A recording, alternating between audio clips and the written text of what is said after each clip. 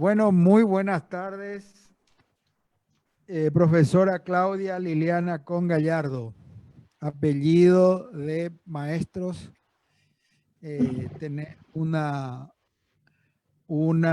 trayectoria previa desde tu padre, tu hermano, así que es un placer como presidente del Colegio de Escribanos presentarte en esta charla en nuestro día. El Colegio de Escribanos, socio fundador de la Unión Internacional del Notariado en el año 1948, donde estuvieron nuestros representantes paraguayos para esa fundación. Y para presentarte, aquí me acompaña mi vicepresidenta Estela Vergara, Ana Manuela González Ramos, que no necesita tampoco presentación, y nuestra secretaria de Relaciones, que es Ana María Gaona. Yo tengo, antes de que le pase la palabra a Ana Gaona, que va a leer una síntesis de tu currículum, que es importante siempre mencionar. No vamos a mencionar todo porque es muy largo, pero yo quiero dar un mensaje a todos los colegas de la República, a todo el notariado paraguayo en este día que nos encuentra en el Día Internacional del Notariado Latino. Hoy, 2 de octubre, saludamos cordialmente a todos los escribanos de la República en su día. Afirmamos hoy el compromiso personal con nuestro ministerio y mantengamos clara y firme nuestra meta para que, a pesar de los problemas y complicaciones, obstáculos que encontramos diariamente, podamos mantenernos juntos hasta lograr los proyectos que mejorarán la seguridad jurídica, el servicio que brindamos a nuestros ciudadanos y, como resultado, la paz social. El notariado, el notario, como dicen otros autores famosos, perseguimos que siempre esté presente la verdad. Ese es la primordial función del notario en el mundo. Y con eso yo le quiero dar la palabra de bienvenida a Claudia y le paso a Anita, a Estela Vergara, que va a hacer va a dar un mensaje, un saludo, porque ella es también, aparte de vicepresidenta, es la encargada de nuestros eventos, que por este año que no necesita mencionarse por qué estamos así haciendo esto, ya que, o si no, estaríamos festejando y brindando que hoy día no se puede aún, y ojalá que Dios permita que muy pronto podamos hacerlo, abrazarnos y estar otra vez como antes. Estela Vergara, para vos la palabra. Muy buenas tardes. Muy buenas tardes a todos. Muchas felicidades por el Día del Notariado Latino y muchas felicidades a los escribanos y escribanas del Paraguay. Yo como coordinadora y como solemos hacer reuniones de eventos, estar juntos y, como dice el presidente, abrazarnos y también brindar, hoy no lo podemos hacer por la difícil situación que estamos viviendo. Entonces, qué mejor que presentarles o traerles una charla sobre un tema tan importante que es la función notarial en los derechos hereditarios, a cargo de nuestra brillante profesora doctora Claudia Con Gallardo, a quien le damos la bienvenida y le agradecemos por su colaboración. Le paso a Ana Gaona para dar el currículum de la profesora.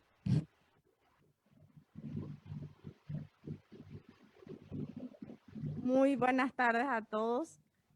A mí también me gustaría saludar un poco a los 1.152 colegas de todo el territorio de la República, también a los miembros de los 89 países miembros de la Unión del Notariado Latino en nuestro día. Es una profesión que todos abrazamos con mucho amor.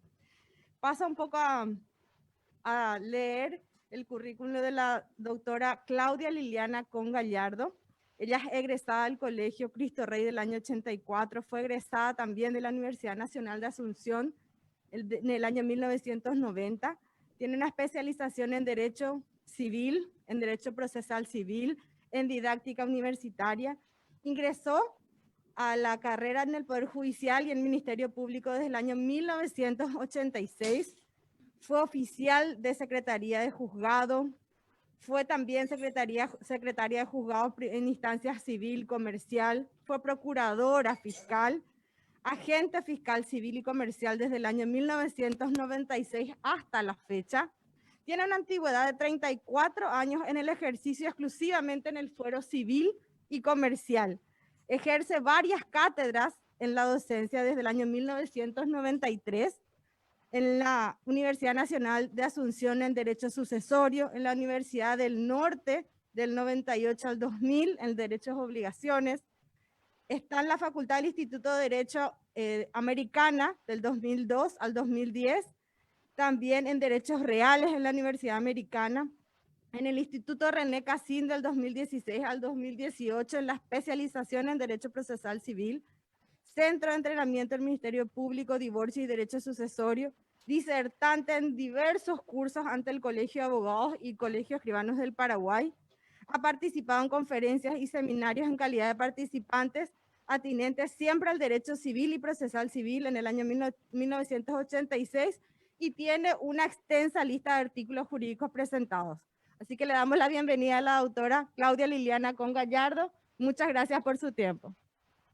Buenas tardes para todos. Para mí realmente es un placer y un honor compartir este espacio con el Colegio de Escribanos del Paraguay. Desde ya les doy a todos mis más cálidas felicitaciones por este día, que creo que es el Día Internacional del Notario, del Escribano Latino, creo que es así, ¿verdad? Entonces, les hago extensas mis felicitaciones a todos aquellos que realmente ejercen esta noble función, esta noble, ¿verdad?, profesión, y que sobre todo, ¿verdad?, en mi pequeña, ¿verdad?, experiencia de lo que es el ámbito del derecho sucesorio, veo que es trascendente, importantísima la función de los escribanos, porque desde el otorgamiento del poder, ¿verdad?, que abre el proceso del juicio sucesorio, hasta el otorgamiento, ¿verdad?, del testamento, que es un elemento, un acto jurídico, perdón, trascendente en lo que es la transmisión de la herencia, en los contratos de cesiones de derechos y acciones, es decir, hay en una cantidad de actos que es fundamental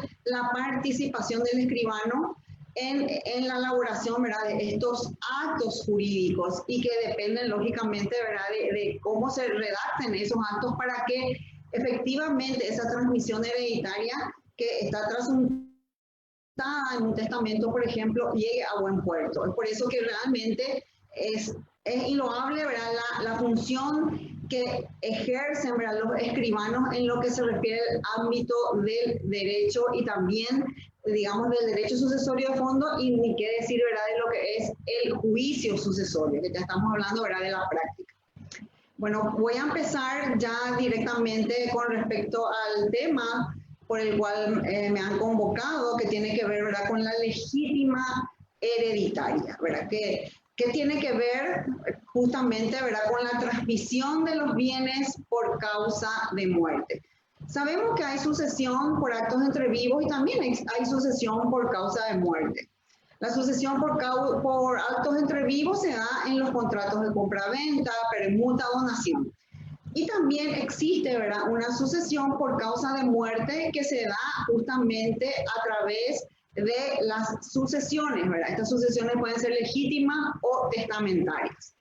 Ahora bien, no hay que confundir sucesión legítima con legítima. La sucesión legítima sabemos que es la sucesión deferida por la ley, es decir, la ley en la situación en que una persona fallece y no ha dejado testamento, se encarga de organizar el destino de los bienes de una persona para después de su muerte. Entonces acá, para nada en esta transmisión importa la voluntad del dueño del patrimonio, sino la ley decide, ¿verdad?, falta de testamento. Y por el otro lado sabemos, ¿verdad?, que está la sucesión testamentaria, que es abierta a instancia de la existencia de un testamento en la que la persona mira ha otorgado este acto a los efectos de decidir él mismo el destino de sus bienes para después de su muerte. Entonces, hago esta pequeña introducción porque a veces se confunde sucesión legítima con legítima. ¿Y qué es lo que es la legítima? La legítima es una institución realmente de larga data, nos viene ya del derecho germánico y del derecho romano, donde, digamos, fue evolucionando y que nosotros incorporamos a nuestro sistema jurídico ya, ¿verdad?, a través del Código de Vélez-Sarsfield y sigue tan vigente. Desde el punto de vista, ¿verdad?, de la legítima, es como que el patrimonio que tiene cada persona se divide en dos grupos, o en dos partes, mejor dicho. Por un lado, la parte de legítima y por el otro, la parte de porción disponible. Ahora bien, ¿qué es lo que, digamos, hace la legítima con respecto a los poderes de disposición de una persona? Y esto es lo que tanta controversia trae y que divide a los doctrinarios, a los estudiosos, ¿verdad?, del derecho sucesorio, porque hay muchísimos estudiosos que están en contra de la legítima y otros, ¿verdad?, que abogan porque se mantenga esta figura. Es decir, dentro de lo que es las instituciones que forman parte del derecho sucesorio, una de las figuras más controvertidas es justamente la legítima. Entonces, el hecho de que una persona sea dueña de sus bienes y haga digamos, un patrimonio a lo largo de su vida, hace que esta persona, sabemos todos, ejerza la propiedad con respecto a esos bienes con las limitaciones impuestas en la ley. Eso, ¿verdad?, todos sabemos. Ahora bien, ese derecho de disposición en lo que respecta al derecho sucesorio tiene un coto, tiene un límite. ¿Por qué? Porque desde el momento que una persona entre sus parientes tiene un grupo de herederos a los que la ley, nuestra ley específicamente, denomina forzosos, esa limitación de disposición con respecto a su patrimonio está limitada, está cercenada, está coartada. Y esta situación es lo que a muchísimos doctrinarios no les gusta, no les parece, porque consideran de que existe, algunos inclusive dicen, que es violatorio de la Constitución Nacional, no precisamente en nuestro país, sino en otros estados. Y otros dicen, ¿verdad?, de que a través de la legítima lo que digamos, en cierta forma se acrecienta es esa situación en la que se facilita todo a los familiares, o se facilita todo, en este caso, ¿verdad?, en el caso, ¿verdad?, que los herederos sean los hijos, se facilita todo a los hijos para que no tengan esa fuerza o ese empuje para trabajar, para forjarse una profesión, etcétera, porque ya saben de que van a recibir cierto patrimonio, ciertos bienes a partir de este instituto. A nivel mundial, podemos decir, con algunas variantes, existen dos maneras de transmitirse la herencia. La de libertad de testar y la legítima. En la libertad de testar, ¿qué ocurre? En la libertad de testar, una persona dueña del patrimonio que forjó ese patrimonio tiene derechos absolutos, lógicamente limitados por el orden público, la buena costumbre y otras normas establecidas específicamente en la ley que cercenan un poco, ¿verdad?, el derecho de propiedad. Pero fuera de estos, digamos, de estos cercenamientos o de estas restricciones en cuanto al pleno ejercicio del derecho de propiedad, la persona puede disponer en vida por actos de liberalidad o post-mortem a través del testamento de sus bienes como mejor le parezca. Entonces, aunque tenga parientes, llámese descendientes, ascendientes, cónyuges, puede disponer a través de un testamento beneficiando de sus bienes a otras personas, no precisamente a estos parientes que forman parte de su familia. Entonces, este sistema de libertad de testar sigue en muchísimos países. Estos países, ¿verdad?, son los que siguen la tradición anglosajona. Y con eso, ¿verdad?, ya digo todo. Es decir, Inglaterra, Canadá, Australia, algunos estados de Estados Unidos. Entonces, en todos estos países no existe ningún tipo de restricción con respecto a la posibilidad o a los derechos de disposición que tiene una persona con respecto a su patrimonio, ni en vida ni post-mortem. Entonces no existe ninguna protección a los herederos a los efectos de que estos puedan en cierta forma tener una reserva, una cuota de bienes que corresponden a su causante, a su futuro causante. Del otro lado, y ahí voy a comenzar, no estoy pudiendo mover, no sé si ahí me pueden mover por favor las diapositivas, porque yo no lo puedo hacer.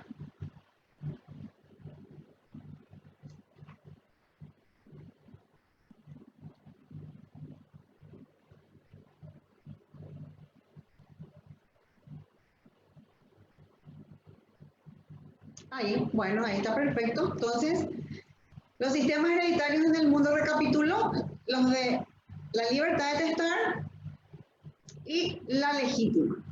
La legítima, ¿verdad?, se funda en la tradición continental, ¿verdad?, de tinte romanista, es decir, inspirada en el derecho romano que os orienta a la protección de la familia. Y es muy criticado, dije, ¿por qué? Porque el hecho, ¿verdad?, de que se instituya o que se incorpora a los sistemas legislativos del derecho sucesorio el instituto de la legítima hace que una persona en vida no pueda sentirse tan libre de realizar actos de disposición de liberalidad y tampoco post-mortem. Porque aunque, y como muchas veces me preguntan, ¿verdad?, ¿puede una persona teniendo, por ejemplo, esposa, hijos, realizar la donación de una cantidad de sus bienes o la mayor parte de sus bienes a favor de terceros? Y la respuesta es sí. Si la persona está en plena capacidad, por supuesto que tiene poder de disposición de los bienes. Pero ¿qué ocurre? El tema es cuando acontece el fallecimiento de esta persona que donó, por ejemplo, a favor de terceros, a favor de una institución de beneficencia y afectó al instituto de la legítima. Ahí, ese acto, si bien no va a ser atacado, pero las personas beneficiadas van a tener que, en cierta forma, reponer lo que ha sido o lo que ha avasallado la legítima, el porcentaje de legítima que corresponde a ese heredero. Y la misma cosa ocurre con respecto a las disposiciones post-mortem, es decir, el testador dueño de su patrimonio que quiera hacer un testamento puede realizarlo sin ningún problema, pero con un límite. ¿Y cuál es el límite? Los porcentajes de legítimos establecidos en la ley. Entonces, cuando tiene un grupo de parientes a los que se denomina forzosos, está limitado a disponer entonces a través, por ejemplo, de legados o instituir herederos que no sean los herederos forzosos. Entonces, vemos acá una diferencia y entre estos dos sistemas nos manejamos.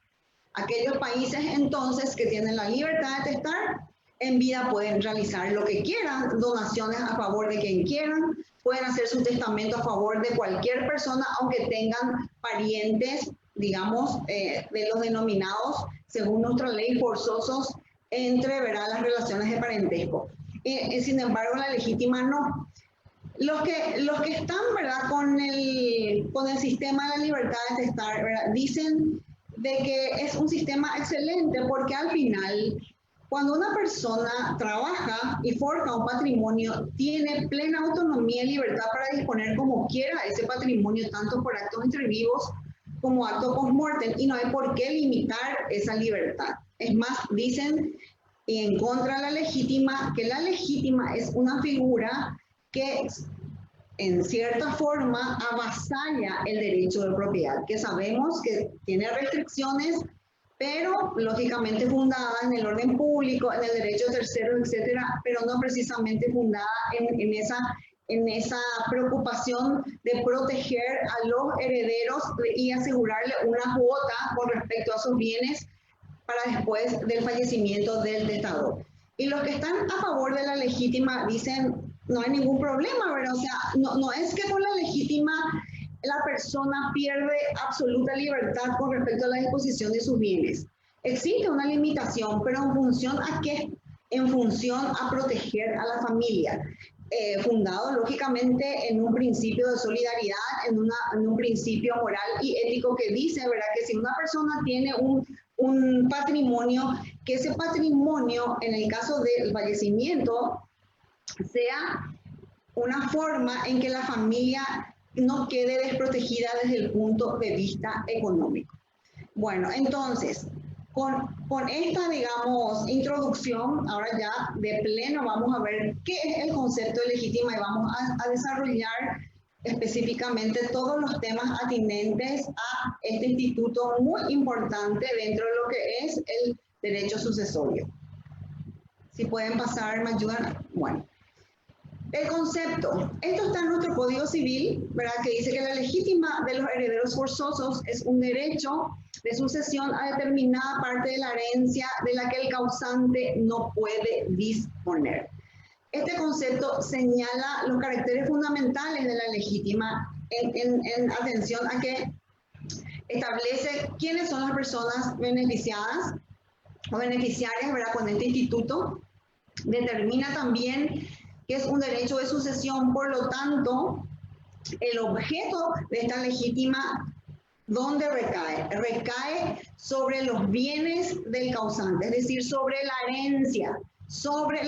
Por eso también hablamos que no existe legítima en vida del dueño del patrimonio, ¿verdad? Recién podemos hablar de parte de legítima o de que la legítima exista desde el fallecimiento del causante. Y también se establece claramente esta restricción de que sobre esa determinada parte de la herencia, entonces, el dueño del patrimonio no puede disponer. Estos son los caracteres, ¿verdad?, que vamos a ver ahora también a continuación, que resultan de tratarse de una institución o por tratarse de una institución de orden público.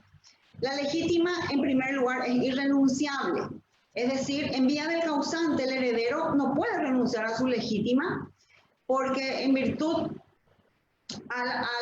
acá justamente no me acuerdo el número del artículo que me está tapando, bueno, pero el artículo 6 y 50 y tanto del código dice, ¿verdad?, de que está prohibido todo pacto sobre herencia futura. Entonces, por más buena voluntad que tenga el dueño, ¿verdad?, de un patrimonio y que quiera realizar determinados actos de disposición, por ejemplo, una donación, y le dice a su hijo, por ejemplo, bueno, ¿sabes qué? Yo quiero que me firmes este contrato de donación realizado a favor de tercero, diciendo que no tenés problema y que renuncias a tu legítima. No sirve para nada, porque la legítima nace a partir del fallecimiento del testador, por lo tanto es irrenunciable. Ningún pacto, ningún contrato, ningún acuerdo de voluntades o ningún acto unilateral se puede, ¿verdad?, o sirve a los efectos, ¿verdad?, de la renuncia de la legítima, que sabemos entonces que es irrenunciable. Es inviolable. ¿Por qué? Porque no puede ser alterada por la voluntad del testador en el caso que éste redacte su testamento y, en cierta forma, avance contra los límites establecidos con respecto a las porciones legitimarias de los herederos. Y también, digamos, en el tema atinente, ¿verdad?, a la inviolabilidad, se establece una valla, se establece un límite donde se le impone, ¿verdad?, al dueño del patrimonio que en su testamento solamente entonces realice las donaciones, los legados que estime conveniente a favor de quien quiera, pero solamente de una porción disponible. Podemos seguir, por favor. Esto está en el artículo 2607 del Código Civil. Ahora bien, ¿a quiénes beneficia la legítima? Que ya sabemos entonces que es una porción del patrimonio del dueño, ¿verdad?, que en este caso, ¿verdad?, en vida, a través de actos de liberalidad o post-mortem, ya cuando fallezca, no puede disponer en favor de otras personas que no sean sus herederos. ¿Quiénes son estos herederos? Los herederos forzosos. ¿Y quiénes son los herederos forzosos? Solamente los descendientes, los ascendientes y el cónyuge. Fíjense que los parientes colaterales, que en el orden hereditario son llamados a la herencia, y también el caso de la nuera y el yerno viudos, no tienen legítima, es decir, no están protegidos con la legítima. Entonces, solamente benefician, y fíjense, ¿a quiénes? A los parientes más cercanos. Y ya yo creo, ¿verdad?, que esto está fundado en una cuestión no solamente, ¿verdad?, de la cercanía, digamos, por el parentesco, en cuanto a las líneas de parentesco, sino que al afecto. Entonces sabemos que los parientes en cuanto al afecto más cercanos al causante son los descendientes, es decir, llámese hijos, nietos, bisnietos, tataranietos, los ascendientes, es decir, los padres, abuelos, bisabuelos y tatarabuelos del causante, y también el cónyuge supérsite. Si pasamos por favor a la siguiente. Bueno, todos estos herederos tienen porcentaje de legítima igual o equitativa. La respuesta es no. En el caso de los descendientes, la legítima que les corresponde es de la cuarta o quinta partes de la herencia, que representa el 80% del patrimonio del causante. Fíjense lo alta que es la legítima. Solamente entonces de un 20% es la porción disponible y es lo que una persona en vida, a través de donaciones o post-mortem, a través de legados instituido en el testamento, el dueño de ese patrimonio puede disponer. Es prácticamente nada. Entonces, 80% de ese patrimonio debe corresponder a los descendientes. Llámese, vuelvo a decir, hijos, nietos, bisnietos, tataranietos, y esto sin límite de grado. Con respecto a los ascendientes, padres, abuelos, bisabuelos, es las 2/3 partes de ese patrimonio, o sea, representa el 66,6666% del patrimonio del testador o causante. Eso significa que si una persona entre sus herederos forzosos ya no tiene descendientes, pero sí tiene ascendientes, es decir, existen padres o abuelos, por ejemplo, solamente puede realizar libremente y no van a ser, ¿verdad?, sujetos al escrutinio de las acciones hereditarias del 33,33%. Esa es la porción disponible. Si, lógicamente, traspasan ambos casos, ya sea de los ascendientes o los descendientes, estos actos de liberalidad, donación o legados, entonces esos pueden ser sujetos a las acciones que vamos a ver a continuación. La legítima del adoptante y del adoptado es del 50%. Y acá tengo que hacer, ¿verdad?, una observación con respecto a que, así como está nuestra ley y que establece que este porcentaje de legítima que beneficia al adoptante y el adoptado del 50%, sabemos que es inconstitucional. ¿Y por qué es inconstitucional? Porque nuestra Constitución Nacional, en el artículo 53, establece que todos los hijos son iguales ante la ley. Un hijo adoptado, a través, ¿verdad?, de la filiación civil, se equipara, depende, ¿verdad?, si los padres son casados, a un hijo matrimonial, y si los padres adoptivos no son casados, a un hijo extramatrimonial. Y la ley dice eso, que están equiparados. Sin embargo, existe esta diferencia que realmente se tiene que modificar a los efectos de equiparar la legítima de los hijos adoptivos a la de los descendientes, que es del 80%. Porque también en cuanto a las cuotas hereditarias de participación, tanto de los hijos matrimoniales, extramatrimoniales y adoptivos, en la sucesión de sus padres, están equiparados, es decir, tienen iguales derechos, no hay ninguna diferencia en cuanto a los derechos hereditarios. Entonces, respecto a los hijos matrimoniales, extramatrimoniales, adoptivos, entonces tampoco debería haber ninguna diferencia con respecto al porcentaje de legítima. Esto ahora se tiene que modificar. Y la legítima, ¿verdad?, del cónyuge, en este caso, es del 50% de los bienes. Fíjense que la más alta la tienen los descendientes y la más baja la tienen los cónyuges supérstites, con respecto, ¿verdad?, al premuerto. Si pasamos a la siguiente. Y esto también es muy importante. Cuando se realiza el cálculo de la legítima, sabemos que el derecho a legítima, ¿cuándo nace? A partir del fallecimiento del causante. Antes no existe legítima porque es imposible luego calcular la legítima. Recién se calcula una vez acaecido el fallecimiento del causante a los efectos de formar ese patrimonio y de ahí entonces hacer el cálculo correspondiente y los porcentajes correspondientes de los herederos forzosos. Entonces, en vida del causante se puede eventualmente estimar juntando todos los bienes, haciendo la evaluación de todos los bienes, cuánto representa eso, el 80% en el caso que esa persona tenga descendientes, o cuánto representa el 66,6% si tiene ascendientes, o cuánto representa la mitad.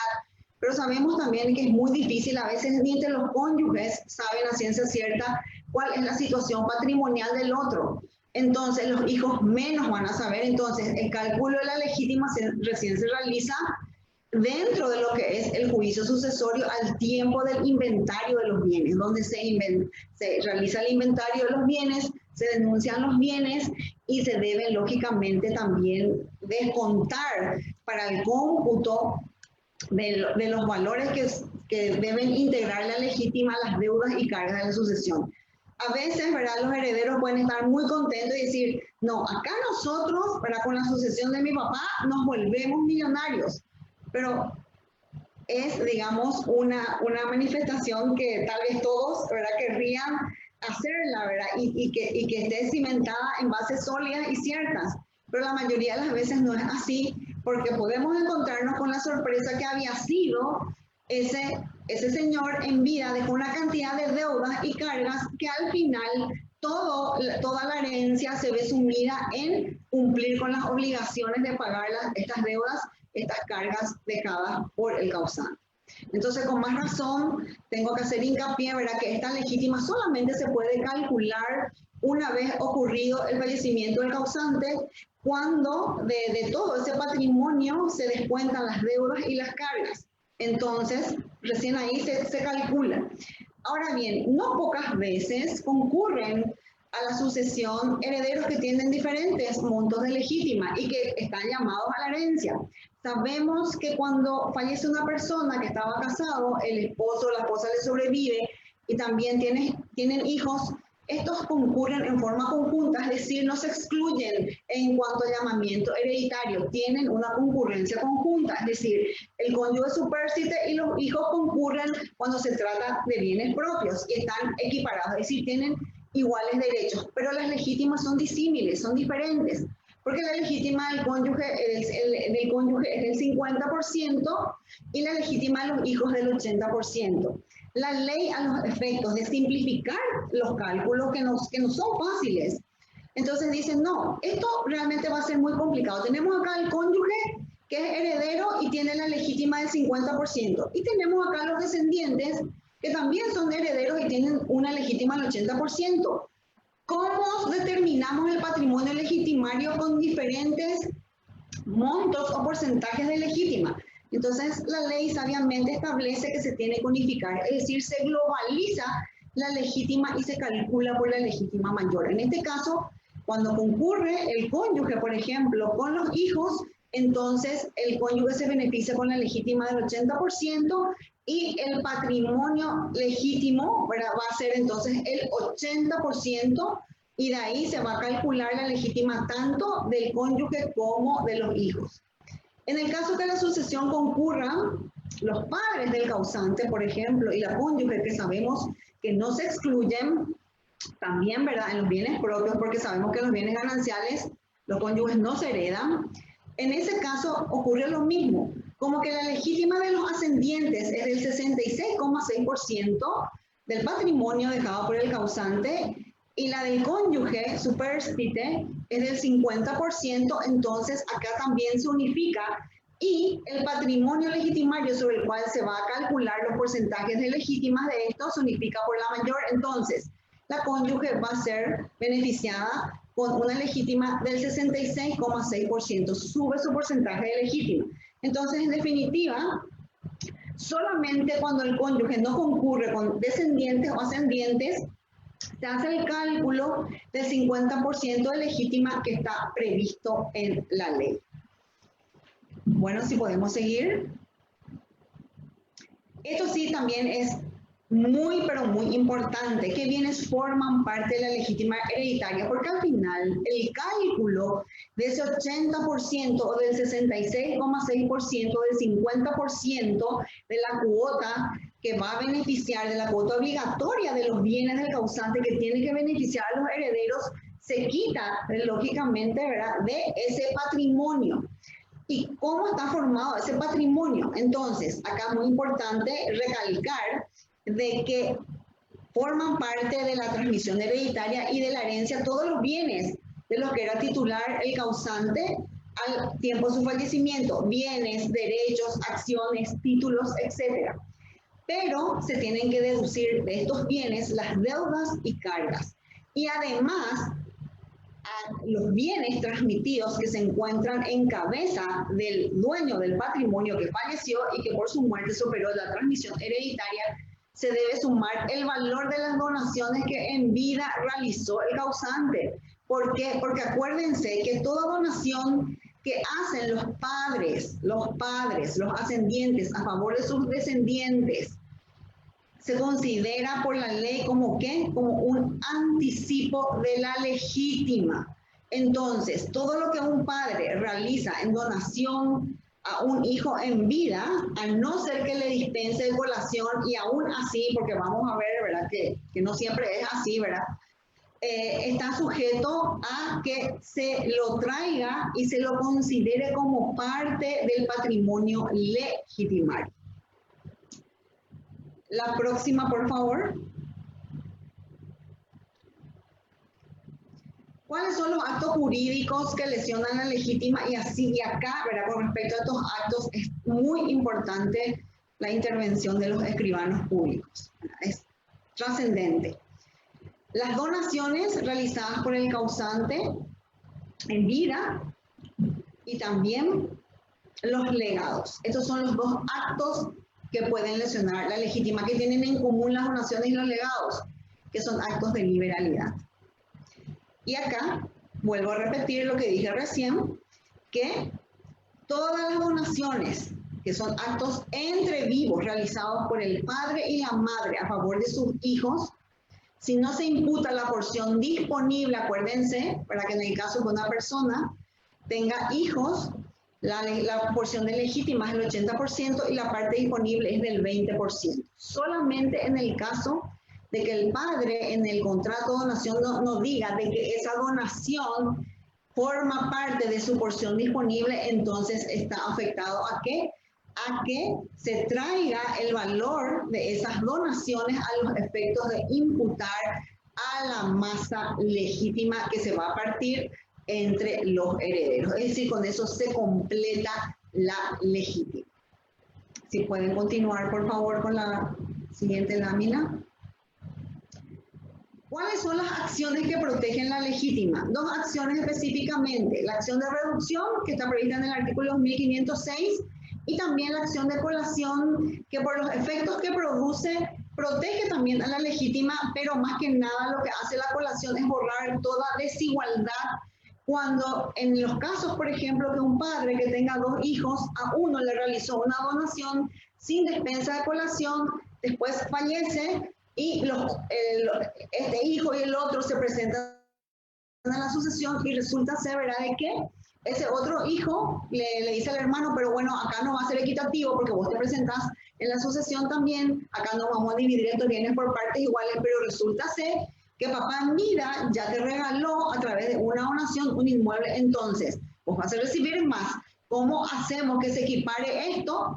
¿Cómo equiparamos, digamos, las cuotas hereditarias de herederos que tienen llamamiento y que tienen iguales cuotas hereditarias a través de la acción de colación? Pero por los efectos de la acción de colación también se protege la legítima cuando esta ha sido menguada por el dueño del patrimonio a través tanto de actos de liberalidad en vida como también post-muerte.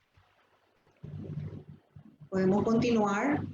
Bueno, y por último, ¿verdad? Esta reflexión, este pensamiento de Isadora Duncan, que a mí me encanta. No sé si ustedes se acordarán que Isadora Duncan fue una mujer, ¿verdad?, que revolucionó lo que es la danza. Y es una persona, ¿verdad?, un personaje, ¿verdad?, de la historia, ¿verdad?, que yo admiro muchísimo. Y encontré este pensamiento muy atinente para el tema que estoy desarrollando, que dice que cuando oigo a los padres de familia que trabajan por dejar una herencia a sus hijos, me pregunto si se darán cuenta de que por este camino contribuyen a sofocar el espíritu de aventura de sus vástagos. Entonces, esto tiene que ver mucho, ¿verdad?, con la legítima, porque ¿qué es lo que hacemos con este instituto? Asegurar a nuestros hijos una herencia, y con esto también a veces estamos incentivando, ¿qué cosa? La falta de iniciativa de los hijos, o el hecho de que muchas veces, ¿verdad?, los descendientes se recuesten un poco en ese patrimonio que presumiblemente puedan recibir, ¿verdad?, por herencia. Entonces, también, ¿verdad?, por estos mismos motivos es que existen siempre voces que se alzan en contra de que la figura de la legítima sea desechada, y posibilitar que todos los países del mundo que tengan esta legítima dejen sin efecto esta institución, que desaparezca de lo que es dentro de, digamos, las instituciones de derecho sucesorio, posibilitando entonces a que la persona dueña de su patrimonio pueda disponer de sus bienes según su ciencia y conciencia, ya sea en vida, por actos de liberalidad, o post-mortem también a través del testamento. Bueno, no sé, yo tengo muchas cosas, ¿verdad?, que quedaron en el tintero. No sé si es que quieren hacer algunas preguntas, porque la verdad que es difícil, ¿verdad?, mantener así una charla un poco larga, ¿verdad? Yo traté de hacer, ¿verdad?, lo más extensa y concisa posible, para después, en cierta forma, generar el debate. No sé si algo no les quedó claro, puedo volver atrás y dar más precisiones sobre el instituto. Sí, tenemos varias preguntas relativamente cortas, ¿verdad? Dice, ¿Sí? si en vida el causante donó absolutamente todos sus bienes, ¿cómo se recupera en el juicio sucesorio? Hay que ver a quién. Si esa donación es a un coheredero y está afectando no solamente la legítima, sino también está afectando, ¿verdad?, su posibilidad de herencia, porque ya no hay otros bienes, entonces se promueve la acción de colación. Y si es con respecto a un tercero, es decir, si una persona, ¿verdad?, por ejemplo, teniendo un solo bien, un solo inmueble, donó ese único inmueble a la casa cuna, ¿cómo, digamos, no es que se recupera el bien, porque también esto tengo que precisar, sino que se recupera el valor del bien? Es decir, tanto la acción de colación como la acción de reducción no atacan el acto jurídico, no es que se cuestiona la validez o la eficacia de ese acto ya se perfeccionó. Es decir, una vez que el dueño del patrimonio donó un inmueble, o donó varios inmuebles, o donó todo su patrimonio, supongamos, ¿verdad?, a Dequení, entonces en vida nadie puede cuestionar. Eso también es muy importante resaltar, porque siempre me suelen preguntar, ¿qué pasa, verdad, si nos damos cuenta que nuestro padre o nuestra madre está realizando actos de donación a favor de terceros y están saliendo prácticamente todos los bienes? ¿Podemos impedir? ¿Cuál es la respuesta? No hay, porque esa persona, mientras viva, es dueño del patrimonio, y como dueño del patrimonio tiene el derecho el derecho de propiedad, y ese derecho de propiedad le permite usar, gozar y disponer. Ahora bien, solamente podemos evitar este tipo de actos cuando la persona se encuentra incapaz, pero para eso tenemos que promover el juicio correspondiente a los efectos de la declaración de incapacidad, nombrarle en todo caso un curador, y con eso, ¿verdad?, se evita que se realice esos actos de imposición. Pero volviendo, ¿verdad?, a tu consulta, entonces, si la donación la realizó a un tercero y al momento del fallecimiento no afecta a la legítima, entonces no corresponde la acción de reducción. ¿Por qué? Porque vemos que este bien, vamos a suponer, este bien que se donó en el año 1980, vamos a suponer, se donó en el año 1980, porque no tiene nada que ver tampoco la época de la donación. Pueden transcurrir 20, 40 años, el que hizo la donación sobrevivir, y recién ese derecho a cuestionar, digamos, no el acto, sino la afectación a la legítima, surge a partir del fallecimiento del causante. Entonces los herederos dicen, no, ese bien que donó a la casa cuna mi papá actualmente, porque vamos a actualizar los valores al tiempo de la apertura del juicio sucesorio, vale 20 millones de guaraníes actualizado, pero papá dejó en bienes 80 millones de guaraníes. ¿Hay una afectación a la legítima? En el caso que los herederos sean hijos, no hay. Entonces, no va a tener razón la acción de reducción para proteger la legítima, que los hijos pudieran eventualmente accionar o iniciar, ¿verdad?, contra Dequení. Ahora bien, Si el que se benefició con esa donación es un hijo, supongamos, ¿verdad? Es un hijo, el padre hace muy inteligentemente porque dice, por las razones que sean, tengo preferencia con este hijo, o este hijo luego económicamente ya sé que no le va a ir bien porque no tiene las condiciones, entonces yo para asegurarle económicamente, vamos a suponer que se trata de una pareja, le vamos a hacer una donación conjunta, bien ganancial a favor de nuestro hijo. Se muere después la pareja, deja otros 2 hijos y resulta ser que ese señor también dejó un patrimonio, dejó un patrimonio de 80 millones de guaraníes evaluado al tiempo de fallecimiento del causante, y que esa donación en vida a favor de ese hijo fue de 20 millones de guaraníes. ¿Está afectada la legítima? No está afectada, porque existen bienes que efectivamente, haciendo el cálculo, representan el 80%, que es lo que se quiere preservar de legítima. Entonces, este bien que salió acá, que representa el 20%, no afecta a la legítima.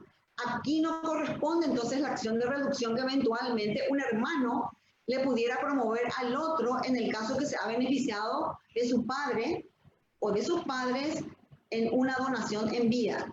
Pero por la acción de colación sí. ¿Y por qué por la acción de colación sí?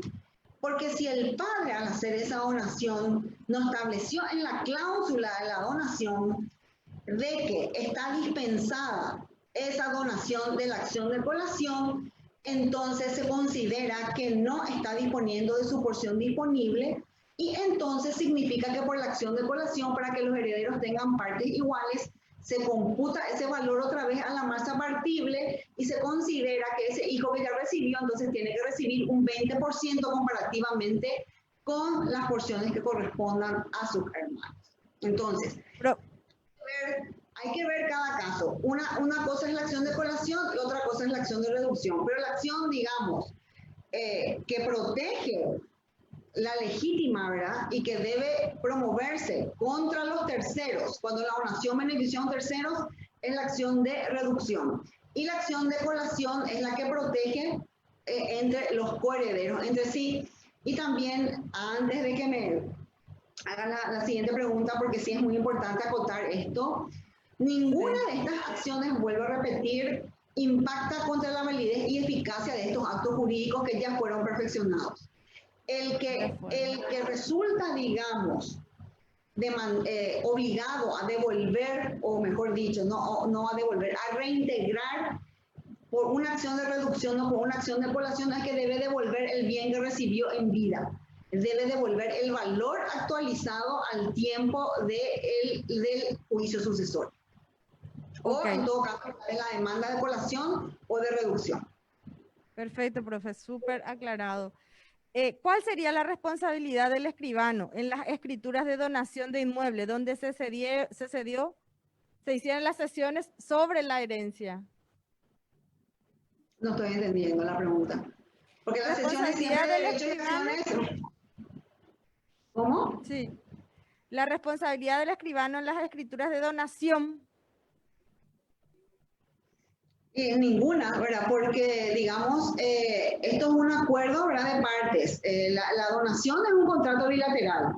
Se perfecciona con el consentimiento, ¿verdad?, de donante y donatario. El hecho, ¿verdad?, de que una persona, por ejemplo, en vida, done a un extraño, a un tercero o a un hijo un determinado bien, y que después eso se cuestione por una acción de reducción o de colación, no afecta la responsabilidad del escribano, porque sabemos, ¿verdad?, que en ese momento que se perfecciona la donación, el escribano cómo va a saber cuál es el patrimonio legítimo y si ese acto de donación en ese momento está afectando o no la legítima, porque la legítima es algo a futuro. Yo puedo hacer hoy la donación, es decir, un escribano hoy autoriza, ¿verdad?, una donación de una pareja que le dona un determinado bien a un hijo, y resulta ser que ese matrimonio tiene cuantiosos bienes, pero después pasa el tiempo y mueren en el año 2050. En el año 2050, por cuestiones de enfermedad, fueron menguando ese patrimonio, ya no existe ese patrimonio, y al fallecer había sido ese bien que donó a uno de los hijos teniendo 2, es todo el patrimonio hereditario. Entonces, ¿qué responsabilidad ahí va a tener el escribano cuando que al momento de la donación, ese acto no afectaba para nada, ¿verdad? Esa futura legítima. Es decir, a lo que voy es, de ninguna manera los escribanos pueden tener responsabilidad cuando que recién el patrimonio legitimario se calcula al tiempo de fallecimiento del causante y no antes. Ahora, sí acá es muy importante la función, ¿verdad?, del escribano de persuadirle de algo, de decirle a la persona, al donante, para que va a hacer una donación, de decirle, vos tenés, o preguntarle, vos tenés futuros herederos forzosos, tenés otros bienes. Entonces, en base a una estimación de si ese acto podría o no afectar la legítima, advertirle, pero aún así, ¿verdad?, si se perfecciona el acto, no hay responsabilidad del escribano, absolutamente en nada. Perfecto. Una pregunta que nos hace la colega Sonia, que nos está viendo por Facebook, dice, ¿cuándo unos padres hacen anticipo de herencia a favor de un hijo, con dispensa de colación, con el acuerdo de los demás hermanos en la misma escritura, ¿se perfecciona el acto? Perfectamente se perfecciona, pero ojo, ¿verdad? En este caso, ¿verdad? Lo que están renunciando en forma, digamos, y aquí se admite, es como un pacto futuro, es una, digamos, excepción a ese pacto futuro que está prohibido, es decir, pacto sobre herencia futuro que está prohibido. Resulta ser, ¿verdad?, que acá lo que renuncian estos herederos es a cuestionar por colación, es decir, que ese bien ingrese otra vez, o el valor del bien, porque ya no el bien, que el valor del bien ingrese a la masa partible de la sucesión. Pero si afecta a la legítima, aunque exista esta cláusula de exención de la colación, no sirve para nada. ¿Por qué? Porque la legítima es de orden público y es irrenunciable. Es decir, esa cláusula de dispensa de colación que se establece en algunos, ¿verdad?, contratos de donación, solamente sirve a los efectos de dispensar de la acción de colación. Pero si afecta a la legítima, no sirve para nada porque va a prosperar para que se reintegre la legítima afectada por esa donación la acción de reducción. Entonces, aunque estén todos de acuerdo, si después resulta que estos mismos herederos dicen, ah, bueno, acá damos nuestro consentimiento, el papá le va a vender a mi hermano esta finca por donación, nosotros estamos todos de acuerdo, se establece la cláusula de colación, después resulta ser que muere el señor, no deja ningún otro bien, entonces está afectada la legítima a los otros herederos en un 100%. Esa cláusula de dispensa de colación no tiene ningún efecto. Ok. Otra pregunta, profe. ¿Hay alguna mejora para los descendientes incapaces o vulnerables? Eso es muy importante. No, en nuestra legislación, la legítima está de los descendientes, que es el 80%, no discrimina entre que sean capaces o incapaces, discapacitados, que tengan algún tipo, ¿verdad?, de problemas físicos, mentales, etc. Están todos igualados. Pero hay una tendencia a nivel mundial, y ahora Argentina incorporó esta novedad, de establecer una mejora de 1/3, es decir, de esa porción, y eso también creo que me olvidé de mencionar en derecho comparado, de la porción de legítima asignada a los descendientes, que ahora en la Argentina bajó, porque en este último código, ¿verdad?, sancionado en el año 2015, creo que fue, los argentinos introducieron una modificación importante en lo que son los porcentajes de legítimas y bajaron. Prácticamente Paraguay, y ahora otra vez una capital de Paraguay, es el único país en Latinoamérica que conserva ese porcentaje tan alto de legítima, que es el 80%, porque prácticamente todos los países de América Latina tienen legítima, pero tienen legítimas más bajas, que es de las 2/3 partes, que representa el 66,6%. Entonces, esto le da, digamos, un amplio margen de posibilidad al dueño del patrimonio a disponer del 33,3% como mejor le parezca. Es decir, o beneficiando a un heredero en el testamento, ¿verdad?, mejorando su cuota, ¿verdad?, legitimaria, o a favor de un tercero. Perdón, me perdí en tu pregunta. La pregunta era... ya. ¿Hay alguna mejora para los descendientes incapaces o vulnerables? En Argentina esto se introdujo, es decir, de ese porcentaje legítima para los descendientes que ahora incorpora la Argentina, que es de las 2/3 partes de la herencia, de esas 2/3 partes, no de la porción disponible, ojo, sino de la legítima misma, 1/3 puede el dueño del patrimonio, es decir, en este caso el padre, disponer a favor de un hijo, es decir, aumentarle la legítima en 1/3 más a favor de ese hijo que tiene alguna discapacidad o impedimento. Entonces acá vemos que se protege a estas personas, ¿verdad?, que se encuentran en un estado más vulnerables que aquellas personas que están en plena capacidad. Hay una discriminación, de una diferencia entonces a favor, ¿verdad?, de estos herederos. También en Europa, en muchos países, se está incorporando en una previsión de la legítima que tienda a darle un porcentaje mayor al cónyuge supérstite, sobre todo, ¿verdad?, aquellos que se encuentran en un estado de salud, digamos, en un estado de salud no óptimo, entonces a los efectos de proveerle los medios necesarios para que pueda efectivamente costear todos los gastos, ¿verdad?, que demanden un buen servicio de salud. Entonces se está incorporando también una modificación de la legítima a los efectos que comparativamente con otros herederos también ellos tengan esta protección a través de una figura muy sucedánea, ¿verdad? Algunos le llaman legítima y otros le llaman asistencia alimentaria. Perfecto. Gracias, profe. Creo que esto en parte está contestado. ¿Cuáles son los países de América Latina que mantienen la figura de la legítima? Toditos.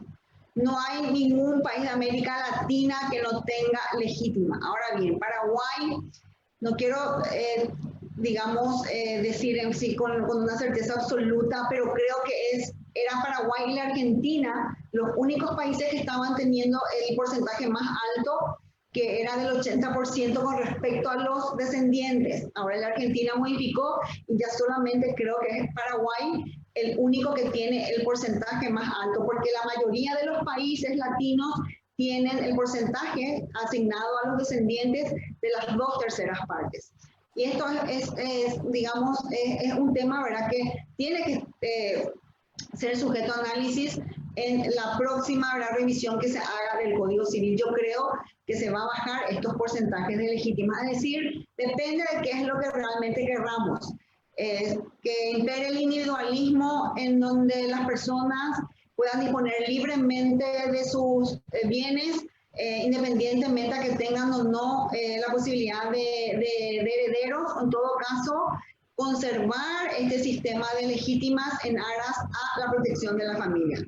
Eso ya, digamos, va a depender de la política social, económica, etcétera, que se vaya imponiendo con el tiempo. Perfecto. ¿Se puede instituir legatarios por testamento público sin determinar los bienes a legar? No. Sabemos, ¿verdad?, que el legado debe recaer siempre sobre bienes específicos, o está también el llamado legado de cuota, por lo menos en porcentaje. Pero si no se determina un bien concreto, un título, una acción, un inmueble, etcétera, ese legado no sirve. Se considera, ¿verdad?, como que, digamos, es letra muerta. ¿Se puede hacer cesión de derechos y acciones antes de iniciarse el juicio sucesorio? Claro que sí. Esta pregunta es bastante recurrente porque es muy importante determinar desde qué momento el heredero es heredero. Y el heredero, según 2 artículos del Código Civil, que son el artículo 2443 y 2446, claramente dice que el heredero adquiere ese carácter y es propietario y poseedor a partir del fallecimiento del causante. Entonces, si la propia ley está diciendo que el heredero es propietario y poseedor, le está dando todas las facultades como dueño de esa herencia a disponer de sus bienes a partir del fallecimiento del causante. ¿Por qué existe esta confusión desde qué momento el heredero puede ceder sus derechos y acciones? Porque no van a creer, pero muchas personas, legas y no legas, consideran que el heredero es heredero a partir del dictado de la sentencia aclaratoria de herederos. cosa que no es así, porque esta sentencia que dicta el juez en el marco de un juicio sucesorio donde reconoce a aquellos herederos que acreditaron su vocación hereditaria que son tal, es una sentencia meramente declarativa, su nombre dice todo, es decir, declara quién es el heredero y reconoce a ese heredero que ya es heredero, no a partir del dictado de la sentencia, sino a partir del fallecimiento del causante. Entonces, sí, la propia ley dice, no lo digo yo, no lo dice ningún doctrinario, la ley dice en estos dos artículos, vuelvo a repetir, 2443 y 2446 del Código Civil, que el heredero adquiere la propiedad y posesión y en virtud a ese carácter es propietario, puede entonces ceder sus derechos y acciones desde el instante mismo del fallecimiento del causante. Lo que pasa es que por una cuestión de seguridad jurídica, los efectos de que ese heredero que va a ceder sus derechos y acciones justifique que es tal y no exista incertidumbre, ¿verdad?, con respecto a que es realmente heredero, el único documento que tiene para exteriorizar cuál es la sentencia declaratoria. Entonces, por una cuestión de seguridad jurídica, es que muchas veces se espera a que se dicte esta sentencia para que el heredero pueda tener un instrumento que lo acredite como tal, a los efectos que ese cesionario que va a comprar de los derechos y acciones tenga la certeza que el que le está vendiendo es el heredero. Solamente, ¿verdad?, entonces por una cuestión de seguridad jurídica.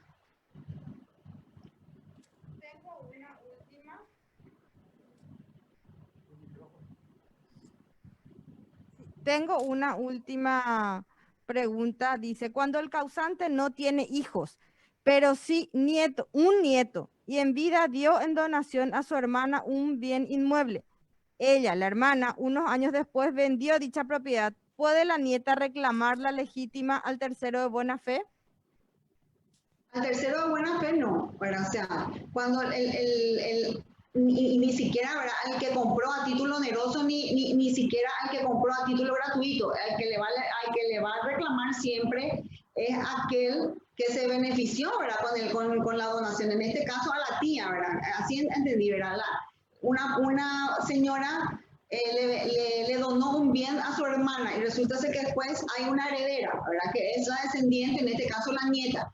Si al tiempo de fallecer la abuela, la nieta ve afectada su legítima, tiene lógicamente, ¿verdad?, la acción de colación o en todo caso de reducción. Hay que ver bien el caso contra quién, contra la abuela, contra la tía. Y la tía, lógicamente, ¿verdad?, porque estas son acciones personales, no son acciones reales.